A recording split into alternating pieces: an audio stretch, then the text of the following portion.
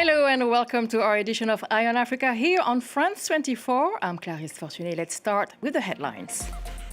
Cameroon overtakes Burkina Faso as the world's most neglected humanitarian crisis. The Norwegian Refugee Council's list is based on lack of media coverage as well as lack of funding and political action. Burundi gets ready to head to the polls for parliamentary election. We talked to top opposition leader Agathon Rwasa, who is barred from the race. And for the first time in its history, Amsterdam's Gogh Museum is showcasing a solo exhibition by an African artist. Nigerian painter John Madu unveiled his Paint Your Path collection, inspired by Van Gogh's masterpieces. But we start with another attack in Sudan's Darfur region. At least 14 people were killed after heavy shelling by the paramilitary rapid support forces struck a displacement camp. The attack targeted both a market and residential areas inside Abu Shouk camp, which shelters tens of thousands displaced by years of conflict. Local rescue teams say several others were injured in what they describe as heavy artillery shelling. A displacement crisis as well in Cameroon. We mentioned this report yesterday. Cameroon has overtaken Burkina Faso as the world's most neglected humanitarian crisis, according to the Norwegian Refugee Council. The annual list ranks displacement crisis by lack of media coverage, funding, and political action. We spoke to Hassan Hamadou. He's the NRC Regional Director for West and Central Africa, and he told us about the specific factors that pushed Cameroon to the #1 spots. Cameroon is grappling with three distinct protracted crises: the long-running conflict with armed groups in the Lac Chad basin, the violence in northwest and the southwest regions, and the continued instability spilling over from Central Africa Republic. Cameroon scores very high in all the metrics of our assessment, meaning little international engagement, underreported, and underfunded. So your report uses, as said earlier, three criteria: funding, media attention, and political engagement. So can you briefly explain how Cameroon fares on each of these and why the global response has been so muted? Yeah, in 2025, Cameroon did not make international media headline. The displacement crisis in Cameroon was mentioned fewer than 30,000 times in the media outlet across the entire year, compared to almost 500,000 mentions for the Ukraine crisis.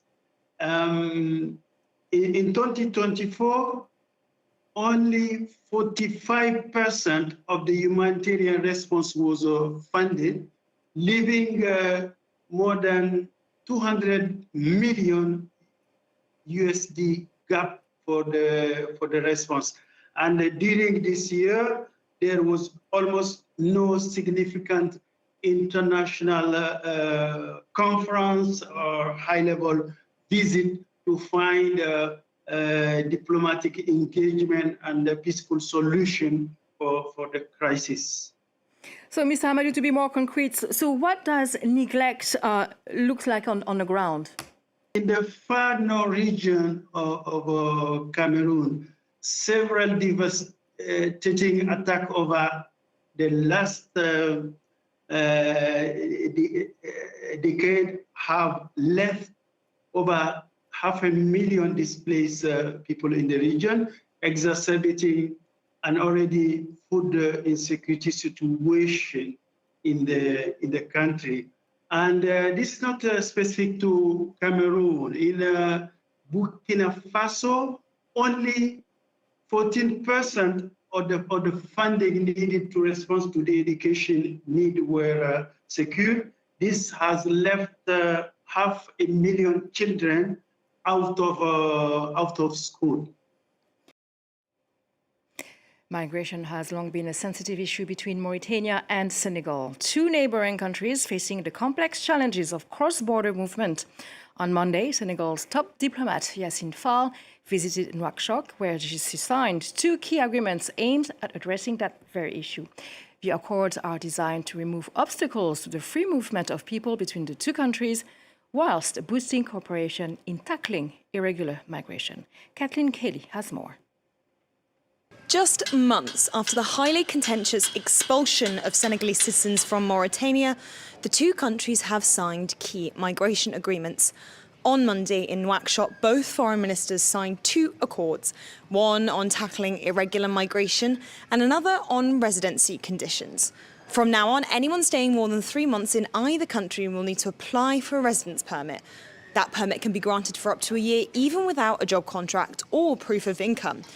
This is welcome news for thousands like the Senegalese fishermen working in Mauritania, but some believe it's not the solution. Mauritania is a cultural and religious destination for Senegal and vice versa. So how can we imagine that these two countries are asking for resident permits? Today in Africa, we need to harmonise systems and build peace and security for everyone through free movement of goods and of people. A second agreement focuses on better coordination to curb irregular migration. This year alone, Mauritanian authorities reported having intercepted over 30,000 migrants.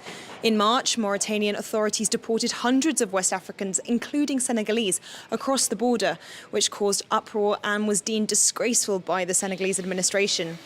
Now, both countries said they are committed to removing all obstacles to the free movement of nationals of both countries. 5 countries have won seats on the United Nations Security Council in uncontested elections.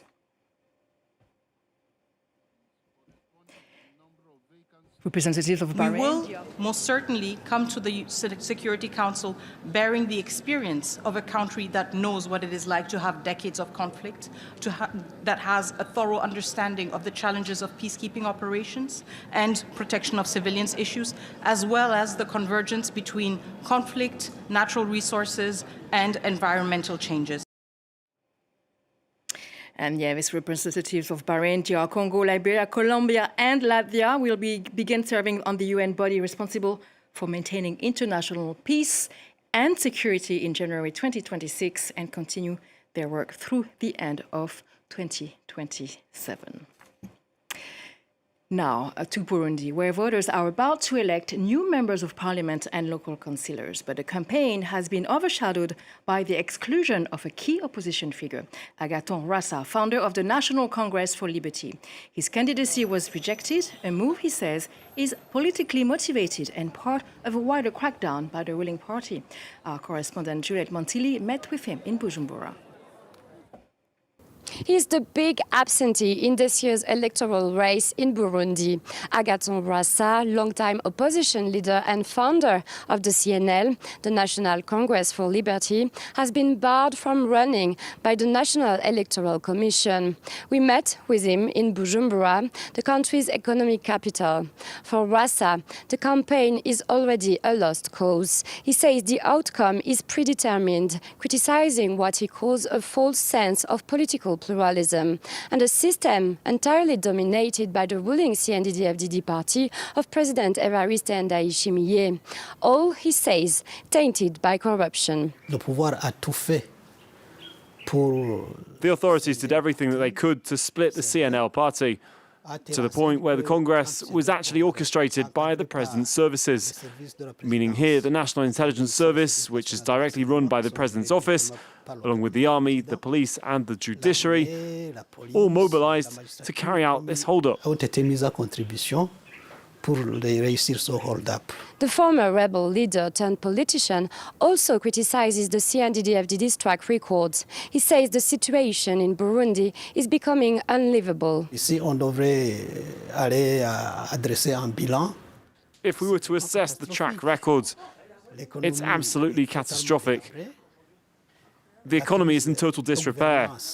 The governance crisis is obvious, and when it comes to citizens' rights, the situation is still alarming. Kidnappings, forced disappearances, and the inaction of the justice system. That's what disgusts citizens the most. C'est ça qui écœure davantage les citoyens. Contacted by France 24, the presidency declined to comment on Mr. Rassa's remarks. A runner-up in the disputed 2020 presidential election, Rassa came in second behind President Évariste Ndayishimiye, a vote widely criticized for irregularities. His political party was born from a former Hutu rebel movement, much like the CNDD-FDD, which has been its rival since the civil war that has torn Burundi apart from 1993 to 2005. And now, first in the history of the Gogh Museum in Amsterdam, the Dutch museum is showcasing a solo exhibition by an African artist. Nigerian painter John Madu unveiled his Paint Your Path collection on Friday, presenting 10 new works inspired by some of Van Gogh's masterpieces. Revisiting the works of Van Gogh through a West African prism. That's the challenge set by artist John Madu. In 3 months, the Nigerian painter created 10 works featuring key elements from 7 of the Dutch artist's works, but with his own touch. John Madu's brush transformed Van Gogh's famous wooden chair into a white plastic chair, and the self-portrait mingles with diasporic history. So I really wanted to pay homage to this master I really love. So I thought, like, for it to blend perfectly, the strokes, the brush strokes, the color theme should connect together. That would make the works actually feel like one. The exhibition Paint Your Path was launched at the initiative of the Beeldbrekers, the Framers, a group of young adults whose aim is to make the Van Gogh Museum more open to diversity, both in its exhibitions and in its accessibility. I'm very excited because for me, especially, it's a kind of representation to see an African artist be represented in a museum like that. While this is not the first time that the Nigerian artist has established a dialogue between his works and those of Western artists, this exhibition marks the first time that an African artist has been honored at the Van Gogh Museum. Painters John Madu and Van Gogh to conclude our edition of Eye on Africa. Thank you for watching.